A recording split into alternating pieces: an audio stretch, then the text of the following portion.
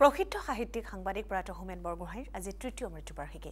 নিয়মীয়া বাৰ্তা কাকতৰ আমৃত্যু মুখ্য সম্পাদক হোমেন বৰগোহাঁইৰ স্মৃতিত আজি কাকতখনৰ মুখ্য কাৰ্যালয়ত বিশেষ স্মৰণ সভা আয়োজন কৰা হয়। প্ৰয়াত সাংবাদিকগৰাকীৰ প্ৰতিকৃতিত বন্তি প্ৰজ্বলন আৰু শৰাই আগবঢ়াই কাকতখনৰ সাংবাদিক কৰ্মীসকলে শ্ৰদ্ধাঞ্জলি জ্ঞাপন কৰে।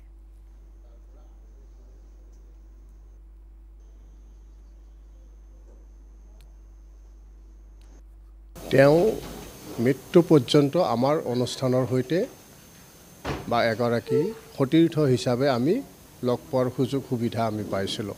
আমাৰ সেয়া আছিল সৌভাগ্য।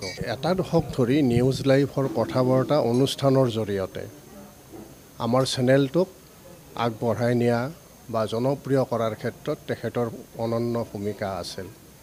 আৰু একেই সময়তে নিয়মীয়া বাৰ্তাৰ তেওঁ মুখ্য সম্পাদকৰ দায়িত্বৰূপে তেওঁ যি দায়িত্ব আৰু কৰ্তব্য পালন কৰিছিল তাৰ দ্বাৰা আমাৰ কাকতখন বহু পৰিমাণে উপকৃত হৈছে। তেখেতৰ সৃষ্টিৰাজি আমি প্ৰত্যেক সপ্তাহে আমাৰ দেওবৰীয়া বিচিত্ৰৰ যিটো আমাৰ শিতান আছে সেই শিতানটোত আমি তেখেতৰ লিখকৰ টোকা বহীৰ আকাৰে আমি ধাৰাবাহিকভাৱে ছপা কৰি আছোঁ আৰু অনাগত দিনতো আমি তেখেতৰ সৃষ্টিৰাজি আমি নতুন প্ৰজন্মৰ ওচৰত দাঙি ধৰাৰ কাৰণে আমি চেষ্টা কৰিম।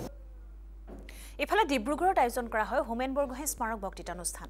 কৰোণাধাৰ উদ্যোগত ৰাজ্যখনৰ বিশিষ্ট সাংবাদিক সাহিত্যিক প্ৰয়াত হোমেন বৰগোহাঁই স্মৃতি বক্তৃতানুষ্ঠান আজি এক ভব্যগৈব পৰিৱেশত ডিব্ৰুগড়ত অনুষ্ঠিত হয়।